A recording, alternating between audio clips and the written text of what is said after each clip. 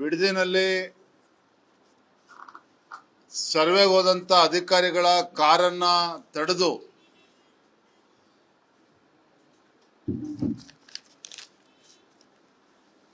ಪರ್ಕೆನಲ್ಲಿ ಹೊಡೆದಿರ್ತಕ್ಕಂಥ ಘಟನೆನ ತಾವು ಉಲ್ಲೇಖ ಮಾಡಿದ್ರಿ.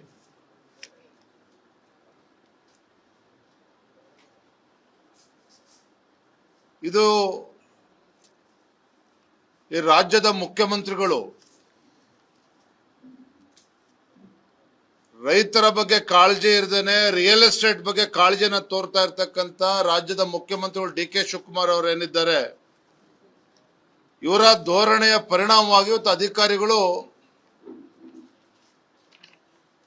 ರೈತರ ಬಿಸಿಯನ್ನ ಎದುರಿಸಬೇಕಾಗಿದೆ, ರೈತರ ಸಿಟ್ಟನ್ನ ಎದುರಿಸಬೇಕಾಗಿದೆ. ರಾಜ್ಯದ ಮುಖ್ಯಮಂತ್ರಿಗಳಿಗೆ ರೈತರ ಹಿತಾಸಕ್ತಿಯನ್ನು ಕಾಪಾಡುವಂತಹ ಒಂದು ಮೊದಲ ಆದ್ಯತೆ ಅವ್ರದ್ದು ಆಗಬೇಕಾಗಿತ್ತು. ರೈತರ ಹಿತಾಸಕ್ತಿಯನ್ನು ಬದಿಗಿಟ್ಟು ರಿಯಲ್ ಎಸ್ಟೇಟ್ ಇಂದ ಹೋಗ್ತಾ ಇರುವಂತಹ ಪರಿಣಾಮವಾಗಿ ಇವತ್ತು ರೈತರು ಬೀದಿಗಿಳಿದು ಹೋರಾಟ ಮಾಡುವಂತ ಸನ್ನಿವೇಶ ಬಿಡದಿನಲ್ಲಿ ಇವತ್ತು ನಿರ್ಮಾಣ ಆಗಿದೆ.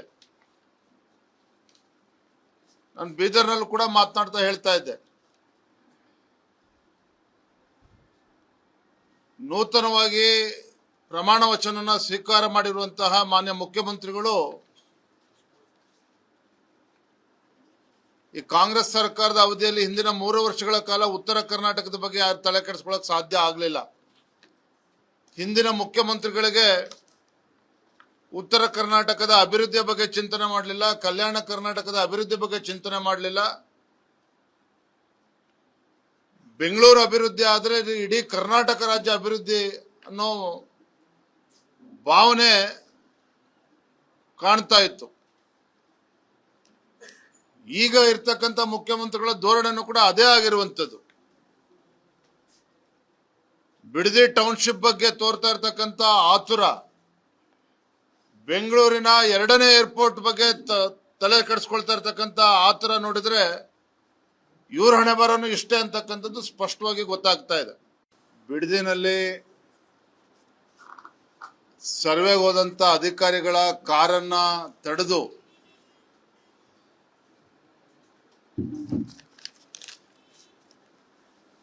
ಪರ್ಕೆನಲ್ಲಿ ಹೊಡೆದಿರ್ತಕ್ಕಂಥ ಘಟನೆನ ತಾವು ಉಲ್ಲೇಖ ಮಾಡಿದ್ರಿ.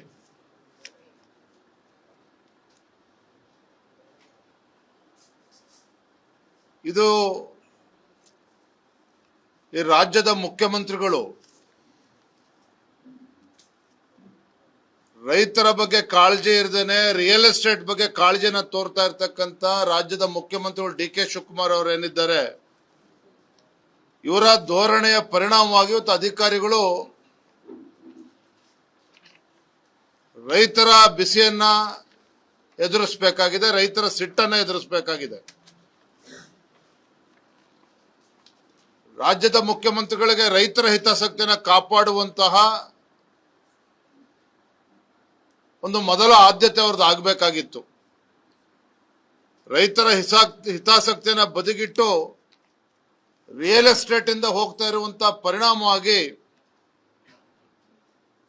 ಇವತ್ತು ರೈತರು ಬೀದಿಗಿಳಿದು ಹೋರಾಟ ಮಾಡುವಂತ ಸನ್ನಿವೇಶ ಬಿಡದಿನಲ್ಲಿ ಇವತ್ತು ನಿರ್ಮಾಣ ಆಗಿದೆ.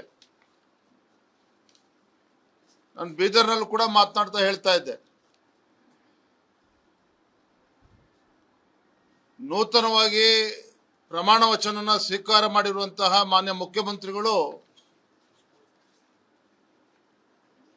ಈ ಕಾಂಗ್ರೆಸ್ ಸರ್ಕಾರದ ಅವಧಿಯಲ್ಲಿ ಹಿಂದಿನ 3 ವರ್ಷಗಳ ಕಾಲ ಉತ್ತರ ಕರ್ನಾಟಕದ ಬಗ್ಗೆ ಯಾರು ತಲೆ ಕೆಡಿಸ್ಕೊಳ್ಳೋಕೆ ಸಾಧ್ಯ ಆಗಲಿಲ್ಲ.